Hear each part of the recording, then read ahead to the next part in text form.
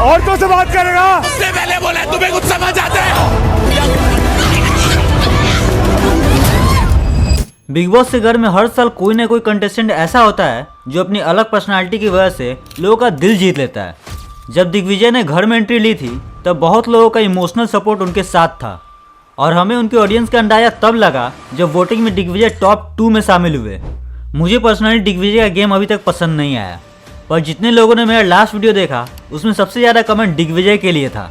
तो हो सकता है एपिसोड में बस निगेटिव क्लिप्स दिखाकर बिग बॉस एक नैरेटिव सेट कर रहे हो, क्योंकि मैं सिर्फ एपिसोड्स फॉलो करता हूँ और ऐसा हमने बहुत बार देखा भी है।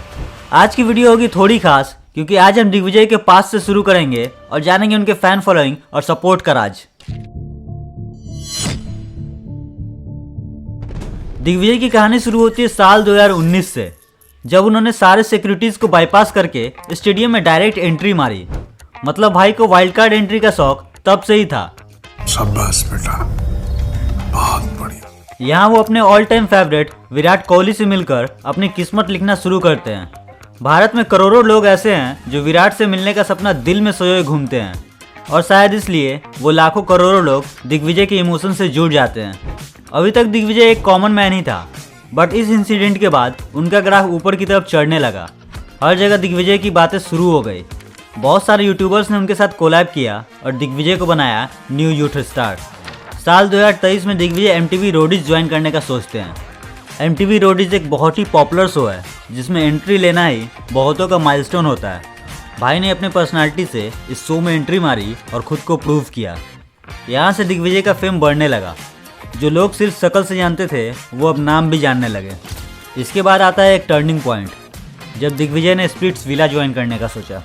इस बार दिग्विजय ने इस शो को जीतने का सपना सजो कर रखा था और गेम में बहुत अच्छा भी कर रहे थे, पर एक पड़ाव ऐसा आया जहां उन्हें और उनके पार्टनर को मनी और फिनाले में से एक चूज करना पड़ा, जिसमें हमारे दिग्विजय ने ऑब्वियसली फिनाले चूज किया, पर कशिश जो उनकी पार्टनर थी उन्होंने पैसे लेने का सोचा। हालांकि दोनों का इंडिविजुअल डिसीजन था, इसमें कोई गलत बात नहीं, बट इमोशन तो इमोशन होते हैं। यहाँ दिग्विजय थोड़े टूटे हुए दिखाई दिए।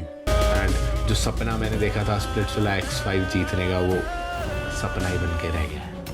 कभी कभी क्या होता है, गॉड की प्लानिंग बहुत बड़ी होती है और वहाँ तक हम लोग प्लान ही नहीं कर पाते। और कुछ ऐसा ही हमारे दिग्विजय भाई के साथ हुआ। उन्हें मौका मिला बिग बॉस सीजन 18 में वाइल्ड कार्ड एंट्री करने का और उनके साथ उनकी पार्टनर कशिश भी इस शो का हिस्सा बनी।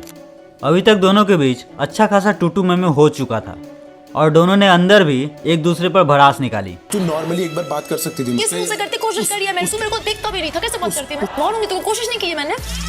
बिग बॉस घर के अंदर दिग्विजय रजत को पहले से जानता था। दोनों जात भाई, दोनों की बातचीत पहले हो चुकी थी। रजत तो आते ही दिग्विजय को अपना भाई बना लिए, पर दिग्विजय के मन में थोड़े इश्यूज थे, क्योंकि दिग्विजय सब कुछ देख कर आया था, इसलिए उन्हें सबका गेम प्लान पता था। धीरे धीरे दिग्विजय की दोस्ती श्रुतिका के साथ दिखाई दी, पर अब देखकर लगता है ये भी बस गेम के लिए ही था। जब शिल्पा मैम ताना मारती है तू सुनता है ना और सपोर्ट नहीं करता है ना, मैं क्या पागल हो क्या बार बार आके खुद इंसल्ट होके चली जाऊं। दिग्विजय ने अब तक घर में दोस्त से ज्यादा दुश्मन बना चुके हैं। अब हर टास्क में सब दिग्विजय से भिड़ने को तैयार रहते हैं। ओ भाई तो तू भी टच मत कर।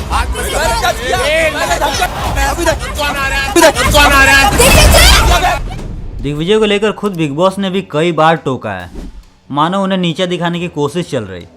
हमने पहले भी सीजन्स में नैरेटिव सेट करते देखा है। अगर मेकर्स किसी को नीचे दिखाना चाहे तो वो इजीली दिखा सकते हैं। 24 आवर्स में दिग्विजय का सिर्फ वो क्लिप्स दिखा सकते हैं जहां वो पॉइंटलेस या निगेटिव दिख रहे हो, और ये हमारे भाई को भी समझ आ रहा है। भाई ने रजत के सपोर्ट से एक बार टाइम गॉड की कुर्सी पर ही बैठ चुके हैं। ये बात अलग है किसी ने उनकी रिस्पेक्ट नहीं की, उन्हें इंटर्न टाइम गॉड का नाम दिया और करण का असिस्टेंट भी बताया। फ्रैंकली स्पीकिंग मुझे दिग्विजय कुछ खास पसंद नहीं, बट अगर ये बिग बॉस का गेम हटा दे तो ये बहुत इनोसेंट बनता लगता है।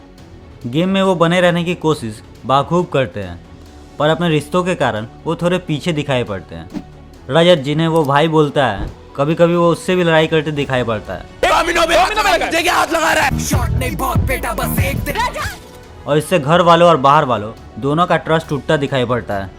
ऐसा कई बार हुआ है, जब बिग बॉस को कंटेस्टेंट से कंटेंट नहीं मिलता तो वो अलग अलग तरीके आजमाते हैं। जब सब कुछ फेल हो जाता है तो वो खुद उनके पीछे हाथ धोकर लग जाते हैं। दिग्विजय कोशिश तो पूरी कर रहे हैं पर समीकरण बनाने में असफल हैं। पहले रजत के साथ उनका बॉन्ड लोगों को पसंद भी आ रहा था, पर अब तो उन्हें भी टाटा बाय बाय कर दिया है। कशिश जो उनकी पार्टनर रह चुकी है वो ऑलरेडी उनकी दुश्मन है। इधर अविनाश, ईशा और विवियन से तो पहले से 36 का आंकड़ा है। हालांकि उनको करण के ग्रुप में एक पोस्ट मिली है, पर करण के खुद के रिश्ते घर वाले से कुछ खास अच्छे नहीं। बस चुम और शिल्पा जी को साइड कर दे तो ऑलमोस्ट लोग उनके खिलाफ है। यहाँ तक उनके बेहद क्लोज शिल्पा जी और एडिन, जिनके लिए उन्होंने अपनी जान लगाई, वो भी समय पे छुरा घोंपने के अलावा कुछ नहीं करते। तुम्हारी दोस्त सिर्फ पीठ पे चाकू भोंका है।